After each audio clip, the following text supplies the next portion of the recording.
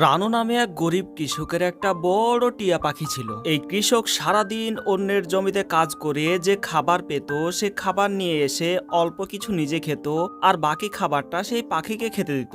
আর এই পাখিটা ছিল অলৌকিক ক্ষমতা, সে চাইলেই নিজের গায়ের রং পরিবর্তন করতে পারত।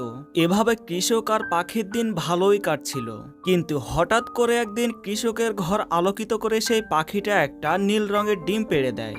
এত বড় ডিম দেখে কৃষক প্রথমে ভয় পেলেও সে ডিমটা পেয়ে অনেক খুশি হয়। পরদিন সকালে এই পাখি আরো 2টা ডিম পাড়ে। এরপর কৃষক পাখিটাকে খাবার খেতে দিয়ে কৃষি কাজ করার জন্য বাইরে চলে যায়। বিকেল বেলা বাড়ি ফিরে কৃষক একদম ভয় পেয়ে যায়, কারণ পুরো বাড়ি ভর্তি ডিম আর ডিম। তখন কৃষক চিন্তা করলো, এখন থেকে আমি আর কৃষি কাজ করব না, এই ডিমগুলো বাজারে বিক্রি করে টাকা ইনকাম করব।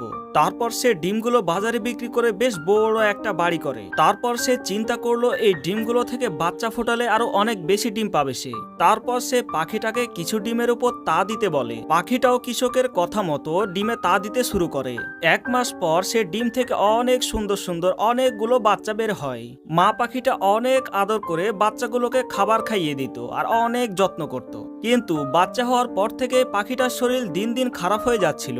আস্তে আস্তে পাখিটা মাটিতে লুটিয়ে পড়ে আর তার বাচ্চাগুলো মা বা করে কাঁদতে থাকে। কৃষক সেই খবর পেয়ে দ্রুত বাড়িতে ছুটে আসে। এসে দেখে তার পাখিটা মাটিতে লুটিয়ে পড়ে আছে। কাছে এসে দেখলো তার আদরের এই স্বপ্নের পাখিটা আর বেঁচে নেই। সারাদিন পড়ে থাকা এই পাখির পাশে বসে বসে কাঁদছিল কৃষক। তারপর সে চিন্তা করলো এই পাখির বাচ্চাগুলোকে আমায় বাঁচাতেই হবে।